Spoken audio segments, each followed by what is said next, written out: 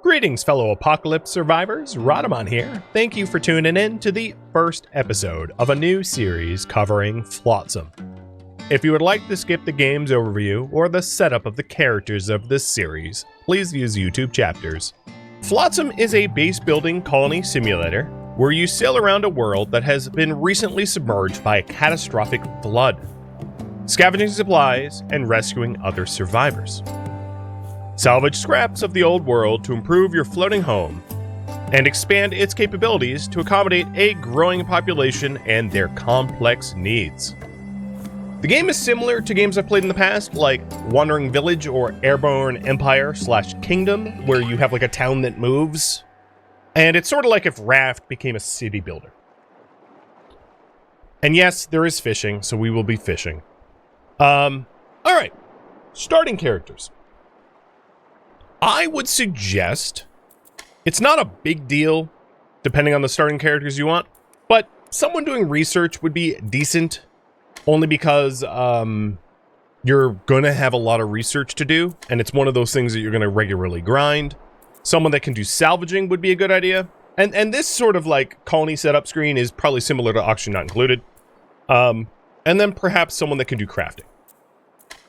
And the way this works is you have proficiencies and you have passions, if you will, using like a RimWorld term. So the captain right now, and they're going to be renamed, of course, can research and likes research, right? And what we want to do is we want to find someone that has a love of research like this person. That's fine. Someone that has a love of salvaging. Great. And someone that has a love of crafting. And that is good enough. And these three are going to be renamed once I start. They're not meta, they're not perfect, but they're close enough. They're fine. Well, that's it then, Captain. Garbage floods washed away our village. Good thing we had our ship to make our escape. Let us not sink into despair. Let's ride this wave and stay afloat. We're going to survive. No, we're going to thrive. We should transform our boat into a floating community. Today, we start rebuilding our civilization. But first, what should we christen our new town? Let's see. Radtown. Radtown, huh? Perfect. The future is ours. So, where do we even start building this whole floating community thing? Wait, look at this plastic floating around. It's like precious floating gift of garbage. It's practically begging for a second chance. Begging. Let's put it to use. Alright, before I start, let's go ahead and rename our colonists. So, I've already raffled them off to people. So we've got Rayvac. We've got Lisk. And Glitch. Ooh, Glitch, you have a glorious beard. Perfect. Before we go into that, I am skipping the tutorial, but I'm going to be, I'll be your tutorial, so it's fine. So the next thing I want to do is to go into drifter duties, which is essentially like work priorities. And you have a mix of what they're passionate about and what they're skilled at. And what I like to do, to make it simple, is anything that they're very passionate about to double increase, and then anything they're skilled at to single increase. And then there is some gaps here. So for instance, I don't have anyone that can process liquids or cooking. And then just to take a quick look and be like, all right, let's give cooking to Glitch, processing liquids to Lisk. Animal handling isn't really going to be needed for a very long time, nor will studying, so that's fine. So that's our drifter duties. And there is the drifter management tutorial done. Salvaging Flotsam, I'll do now. So if you hit F as in Foxtrot, you get this salvaging marker. You can salvage anything inside of the outer ring, which is your like sphere of influence, which correlates to the world map. So if we scroll all the way out, this is the world map. And this is where you sail around and you can transition to new zones. And everything within this circle here is what you can salvage and interact with here. If we want to increase our radius for salvage, we hit X, and I usually always just keep it on the maximum, and then click. After clicking, we can click the marker and say, hey, up to 5 people can do this buoy marker. And that's going to save all our future buoy markers to max size and also 5. And if we unpause, we're going to end up scooping up all of this plastic so that we can use it for our own construction. So then our 3 survivors, Ravat, Glitch, and Lisk, go into the water, and they are filling up their inventory with this plastic waste.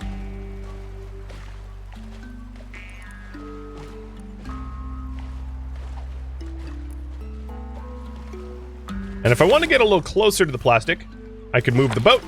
And as you can see, we're closer to the plastic so that our swimmers don't have to swim as far. Yes, it is entirely possible to just like sail away from your swimmers and then to make it very difficult for them to collect the stuff. And then once it's outside of the circle here, they will stop collecting whatever it was they were collecting.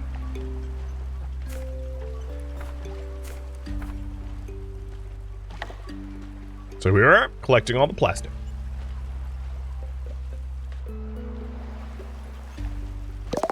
Done. Salvage marker, fully salvaged. Now, let's see if it gives us a new tutorial. If it doesn't, that's fine. So what we're going to do next is to build plastic walkways. There is a grid system here, and you can snap to the grid. And what's important is you can't stop where your rudder or your what is it even called? Where your engine is. But I am going to create a grid like this. One there, and one there. And this is going to be made of plastic attached to the boat. Props. Yeah, thank you. My brain totally blanked. All right, next thing I want to do is to build a plastic workshop. A plastic workshop allows you to take plastic and turn it into floaters. And floaters is an important building material to have access to. And then in your plastic workshop, you can also change how many builders are allowed to build. I'm going to raise it up to 3. While they're doing that, let's go collect more plastic. So the yellow bar is the power that your ship has. And your ship is crank powered. You'll get access to different types of power later on. But there, if you zoom in, there is a crank here that can be spun to power up your boat. So now that we have the plastic workshop can take 4 plastic waste and turn the 4 plastic waste into 1 floater. And the next thing I want to build is a manual dryer. A manual dryer lets you take driftwood and dry it out so that you can use it as a building material. And that requires 4 floaters. So what we could do here is to queue up 2 more floaters to bring it up to a total of 4. But better yet, use the production maximum up here. So for plastic floaters, I want to make until I have 20 of them. And then if I go back to the plastic workshop and hit infinity, it will queue up everything I need up until 20 so that I keep a sort of, it's due until you have X.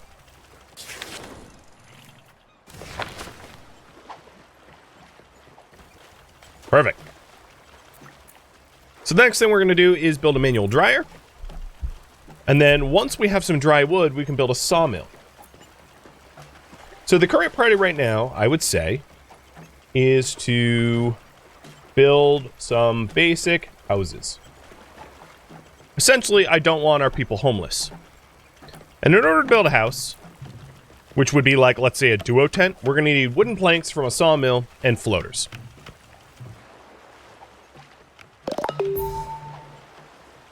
That salvage marker's done. Head to the next one.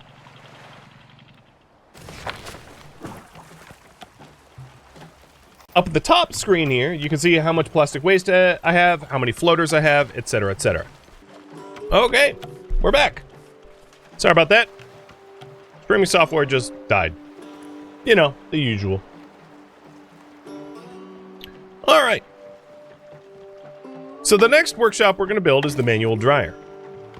I'm going to put the manual dryer right next to the plastic workshop. And in order for us to actually do something with that, we're going to need some wood to actually dry. So I'm going to sail over to this driftwood here.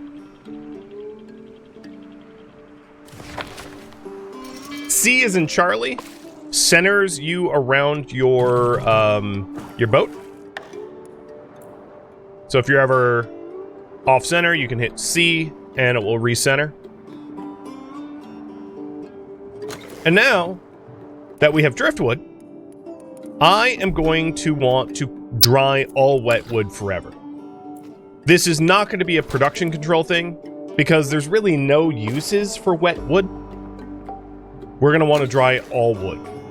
So, and I'm going to raise the crafting priority of that up to high, as well as the plastic workshop.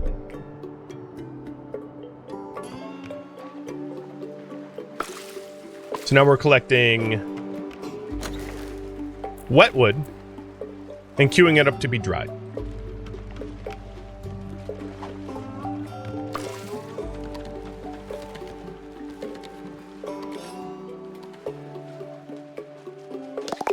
And there goes that salvage marker.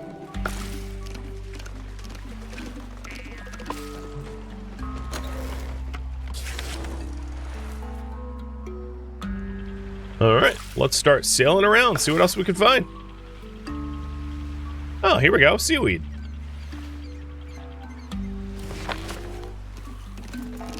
Let's collect all of that as well. Now that we have enough dry wood, we can actually start to set up a sawmill. So there's our sawmill. I'll allow up to 3 people to build it. And then if we take a look at the production, I'm going to make planks until I have 20. I just like 20. It's an arbitrary number, but it's a nice number for the commonly used items like floaters and planks and the like. You can use whatever number you want, but keep in mind that you have finite storage.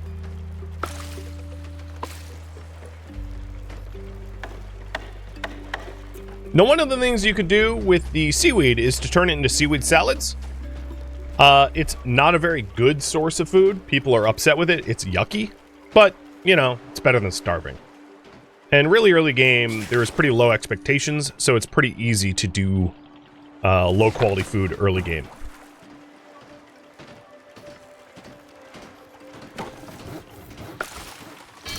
There we go, there's the sawmill. And now if we hit infinite, it's going to queue up to 20 planks on the sawmill. So the next step is to get 8 planks at least, and to turn those into duo tents. And this brings me to another game mechanic, which is beauty. So something like a sawmill has a beauty of -3. The plastic workshop, -3. The manual dryer is neutral. And the duo tents are a +10. Essentially, people want to live in a beautiful town, and aesthetics matter. And in order to offset all the like ugliness of your industries, you'll have to build aesthetically pleasing things. So just keep that in mind, and that's represented over here. Town beauty. It's not a big factor early game, but it will be eventually.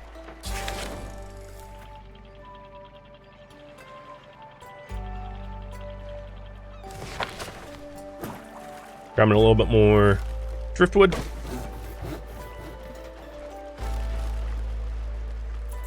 And working towards those duo tents.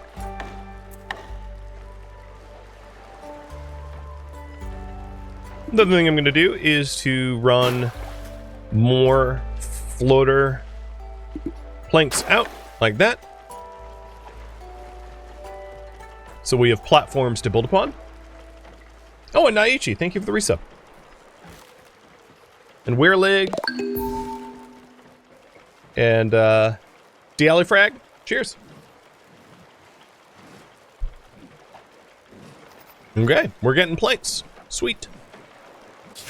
Now there are biomes. Right now we are in just open ocean, open, unpolluted ocean. But we can head over here and you can kind of see the symbols here, which is trees. And that indicates that it is a forestry biome. And we'll see that shortly.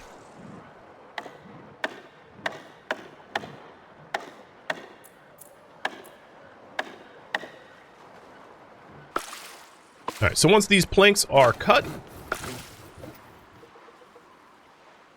and what I can do is I can stop queuing up so many salvage jobs, we'll be able to make more progress on building the houses.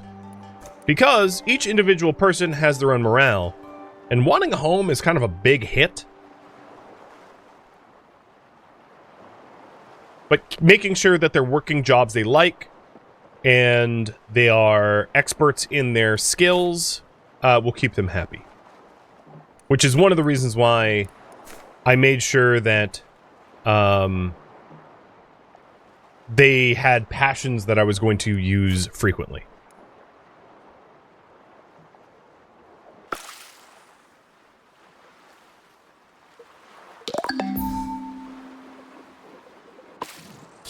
Alright, let's go into the forest biome. Captain, look! Over there on the horizon. A scouting landmark. I bet if we climb to the top, we'll see all sorts of junk begging for upscaling.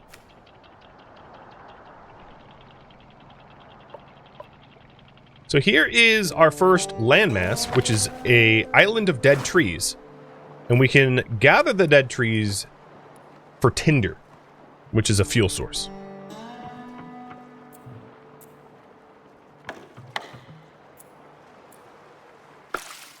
And I'm about to fill up my storage capacity. So what I might want to do as a stopgap is to build some basic storage yards out of floaters. I don't intend to keep these storage yards very long because the really small storage yards are not weight or space efficient. But it's just to make sure that we have enough storage to grab all that we want to grab.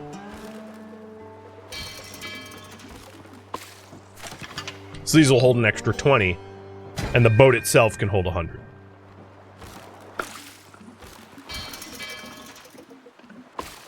I am going to raise the priority of sawmill higher than plastic workshop, so we can get those homes. Because that's another thing that you can do to reduce your storage, is to put your materials to good use. And in this case, building houses is a really good use. So we'll get these duo tents in just a moment.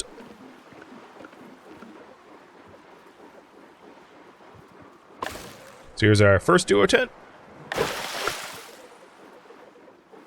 And I'm going to build 2 duo tents because our population will expand.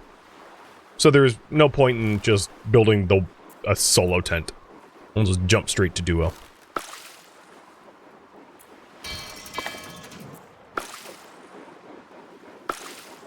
Come on, one more plank. There we go. Ah, they keep moving it around out of storage. Okay. So Rayback Lisk is in 1.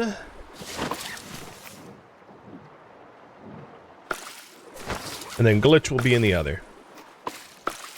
And this, of course, used up the vast majority of my plastic and wood. So if we want to continue building, we are going to need to acquire more plastic and wood. It is definitely worth heading towards the tower over there in order to get a lay of the land. But while we head there, might as well top up our plastic and wood.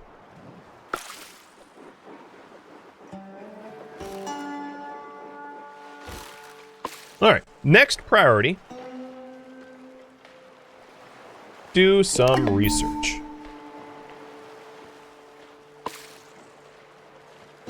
So, the buttons down here, we have the walkables, which is going to be like these planks, and also like parks and farms are walkable technically as well. We've got storage. We've got crafting. So the crafters I have not yet made would be the recycler, which turns junk into unrefined resources. So if you have like wooden furniture, you can turn it back into like wood. Well, that's a bad example, but still. And chopping blocks, which allows you to chop up dry wood into fuel. Then we have the research station, and that's what I'm going to be working on next. To unlock the research tree. But then, pretty quickly thereafter, we're going to want a salad spinner and a desalinator so that we can replenish our food and water, you need 1 meal and 1 drink per person per day. And we have 3 people, so I have less than 3 days worth of food.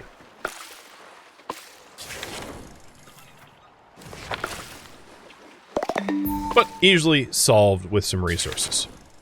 So let's head over to the tower now. And I want to find some plastic because I'm out of plastic for floaters, and that's our bottleneck for expanding our home. So here we are at the forestry lookout. And if I had chopping axes, which I do not, we could chop the trees for dry wood, because this wood obviously would not need to be dried. But in this case, I'm just going to scout. And in order to do that, you can say how many people want... Really, it's a scouting mission, so only one person needs to do it. And then to flip that toggle to allow them to actually do that. And then they run all the way up and scout the area. Captain, smoke up ahead. Could it be a survivor? Show me. Over there. An abandoned camp.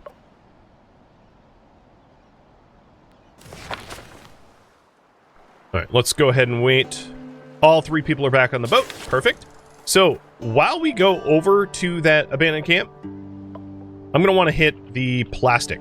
Also, your boat can go in reverse. So if you just click behind you, you'll like back up. So you don't have to worry about where forward and backward is, because it's you move at the same speed regardless.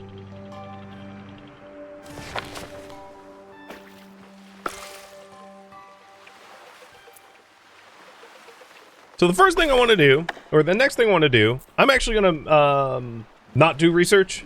Make food and water is going to be my next task, because I think that's a little bit more urgent. So we need plastic for the solid spinner floater. And then we'll put this bad boy right there.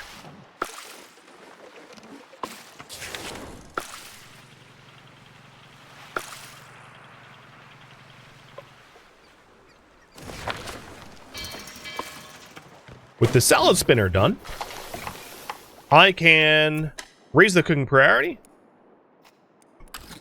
And for now, because it's our only source of food, I'll just do infinite. All the seaweed that we get will turn into seaweed salads.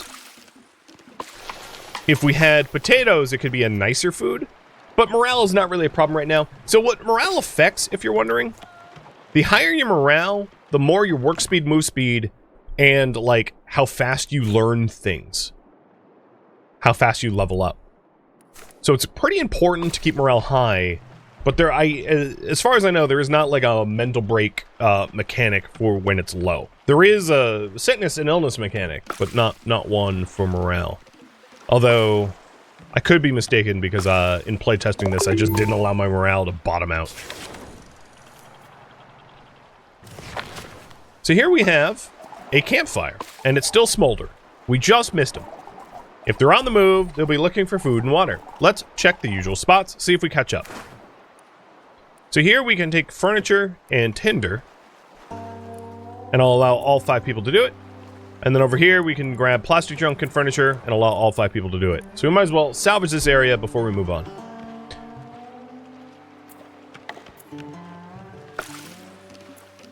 And now I can build a desalinator. So a desalinator will allow us to turn salt water into drinkable water by boiling water and desalinating it.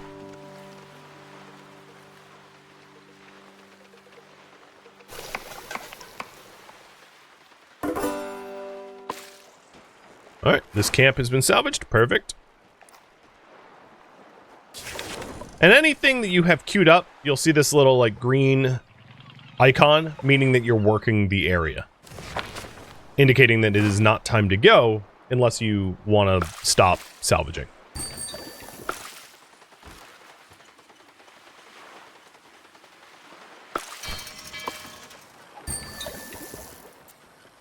Freshwater. So let's go over to the production controls again. I'm going to make seaweed salad until we have, let's say, 9, which is like 3 meals for 3 days. And then water until we have 20. And the reason for that is the internal storage of this water tank in our town heart can only hold up to 20. So there's no point really making more than that. And then I'll hit infinite, and we'll just queue up, of course, 6, because we're missing 6 out of the town heart.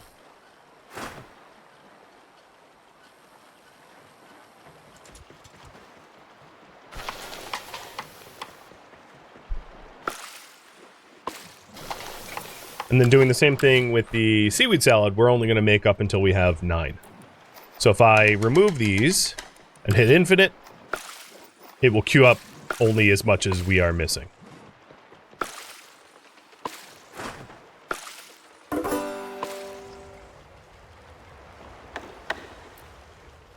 Alright, let's get a recycler in here. And here we are desalinating water. Perfect. Who is our cook? Cook is supposed to be Glitch, but Glitch is really busy with crafting. So I'm going to raise cooking up for Glitch so that he will cook more than craft, and then raise the priority of the salad spinner up as well. And therefore, we should start to get some cooking going. So the recycler allows you to take random plastic junk and turn it back into plastic waste. And then the same for electric junk, not that we have any. For now, because I have no use for plastic junk, I'm going to infinitely recycle it. Little spoiler, plastic junk eventually becomes a very useful resource for making aesthetic stuff, but I have no use for it now, so all of it will just get recycled back.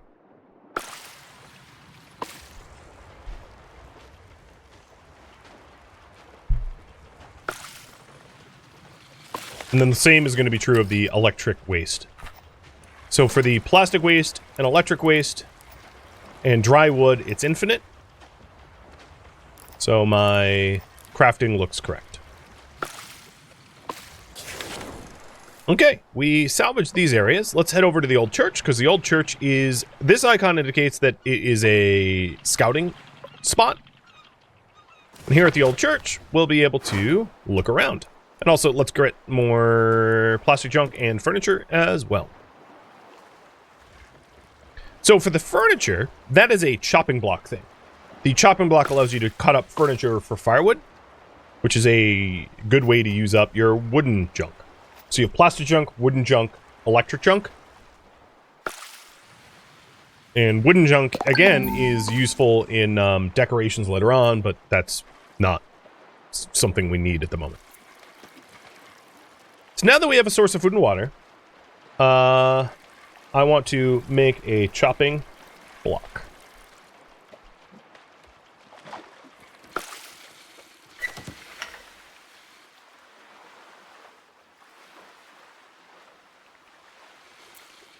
And that will be one of every type of crafter that we have available to us so far.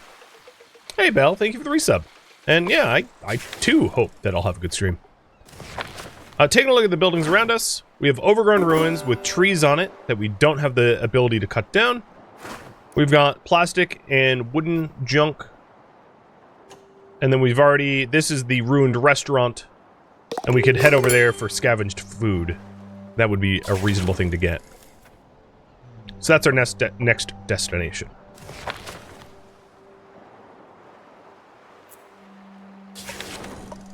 Actually, I lied. I'm going to get the floaters, or the plastic here for the floaters, because we're out of plastic for floaters.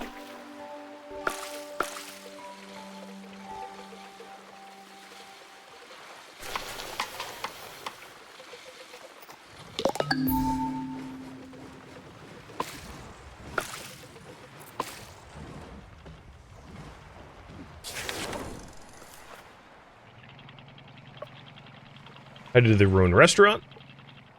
And we'll take the scavenged food. We're going to leave the bio-waste because we do not have containers to hold it.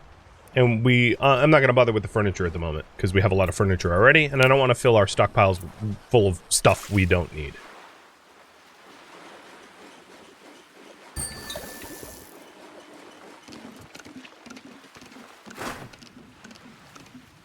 Here we go. Chopping block. And that is now in.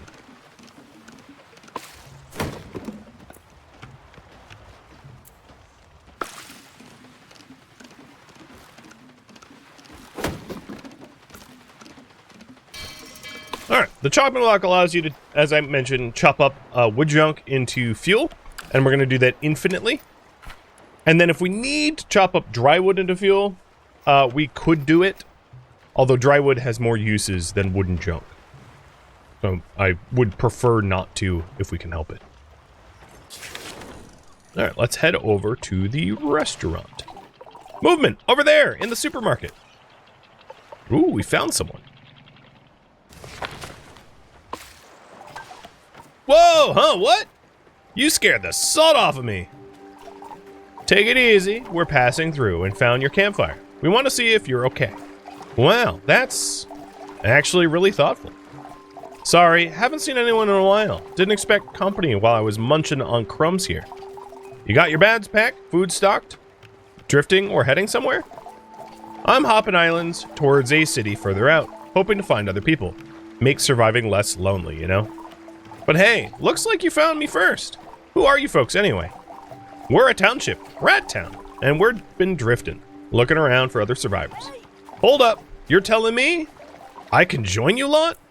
Yes. Oh boy, this is gonna be great. Mind giving me a hand with this food? Because I could use it for the journey ahead. We could use it for the journey ahead. Quest complete, sign to life. All right. So this is the first joiner. We already have a bedroom for them because, you know, I did that. So raffle timer's up in the top right. You can see the numbers counting down. And good luck. Good luck in the raffle for Islay Hopper. So we recruited Islay Hopper, but we are also going to want to scavenge for food and send everyone over there for that. Additionally, now that we have one more mouth to feed, I'm going to have our seaweed salads up to 12. And then we do the priorities. So Islay likes to do liquid handling. Great. We needed one. And then I'm going to have them do cooking, taking Glitch off of responsibilities for that, so that Glitch can focus on things they prefer to do.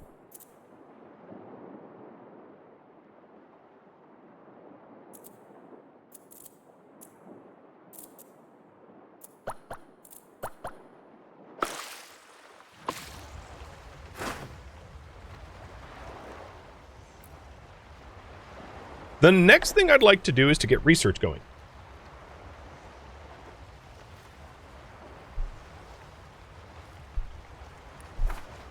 And here is this was a main quest that we had finished.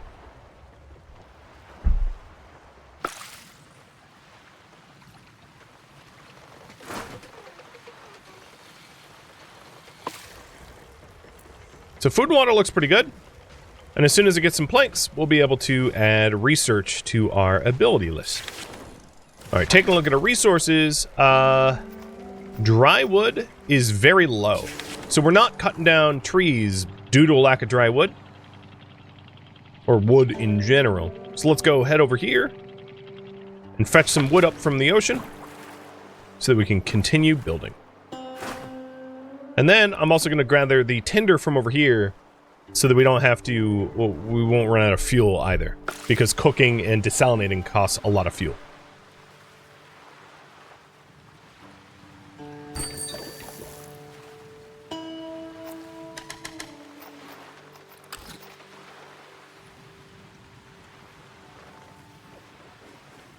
Ooh, someone leveled up. Glitch leveled up. So, Glitch, you you're good at athletics, or rather you prefer athletics and crafting. I'm going to level you up in crafting, I believe, because you are our main crafter. Yes, you are our main crafter, you're just not capable of it yet, so let's make sure that you level up in something that you like to do, which gives you morale as a result. If you gain skills in things you're passionate about, it makes you happier. So if we take a look at Glitch over here. Expertise modifier, nice and high. Alright, someone else leveled up too. Oh, no, never mind. The indicator didn't go away.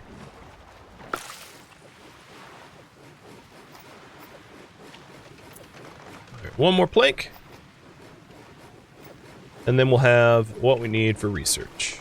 Perfect. Research done.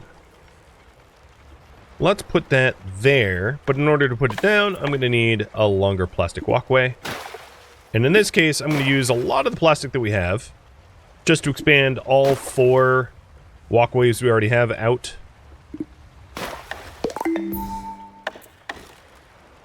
And then we'll drop our research in.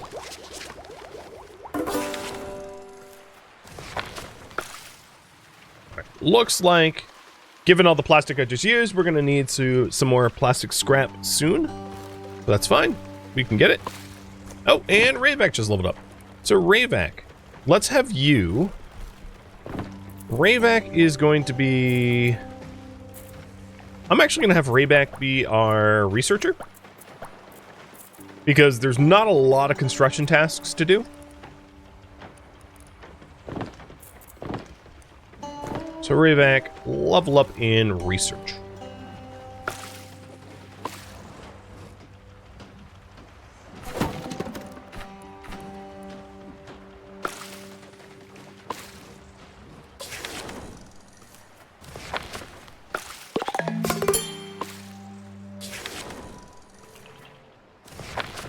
Getting a little closer to the wooden driftwood. And there we go. So here is the research station. Well, it's there it goes. So with the research station, the first research we're going to get is called rope lashing. Rope lashing is going to allow us to make rope, a larger storage yard, and a drying rack, so that we can dry wood passively rather than actively have to crank a fan. Oh my god, Glitch, you just won. That's ridiculous. Alright, I'm going to reroll that. Big Brody, you are the new one. So, researching rope lashing. And there we go.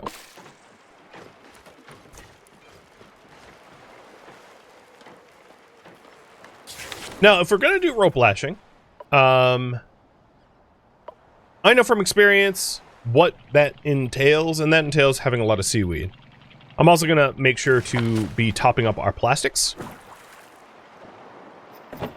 because we are down to 1 floater, which is not very much.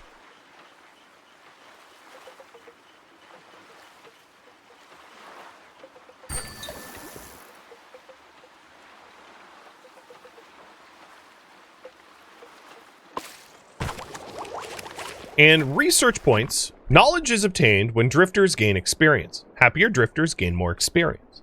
So your research rate is dependent upon your morale. So again, keeping morale high is good.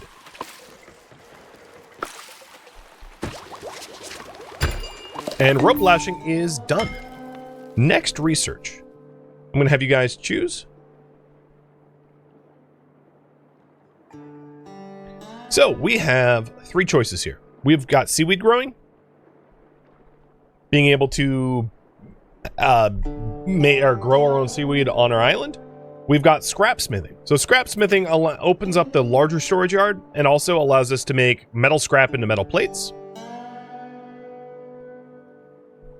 which is, as you can see, unlocks a whole lot of stuff.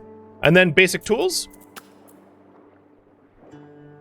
which allows us to make a tool maker, which gives us the ability to make like axes, demolition hammers, stuff like that, to be able to salvage a wider range of things. So there you go. 1 minute on the poll there. And while you vote on that, I want to build a rope crafter and a drying rack.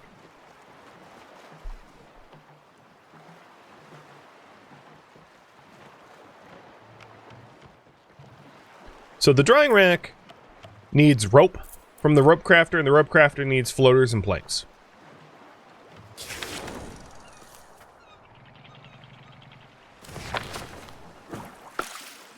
Oh, someone else leveled up. Lisk did. Lisk, you are a salvager. I'm just going to have you specialize in salvaging.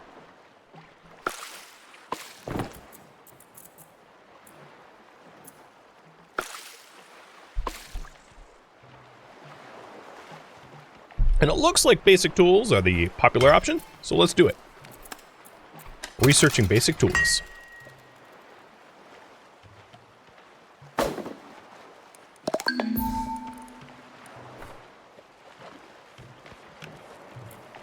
All right, here's our rope crafter. And I'll put this here.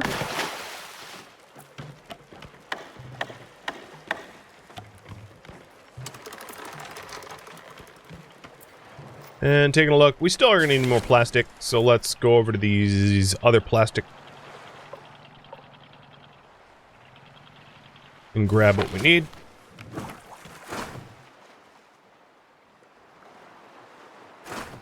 I'm just checking the adjacent structures to see what they have. Thank you for tuning in to Flotsam, which originally streamed live on Twitch. If you have any feedback or questions for me, let me know in the comments below. If you would like to catch a live stream of mine, Radamont.com has my stream schedule and countdown timers to upcoming streams. If you'd like to join my online gaming community on Discord, Radamont.com has a link to it, as does the description of this video. Thank you so very much for watching. Special thank you to my Twitch subscribers, Patreon patrons, and viewers like you that support the channel and made it all the way to the credits. Thank you so very much. I hope to catch you next episode or an upcoming stream. Farewell, fellow survivors.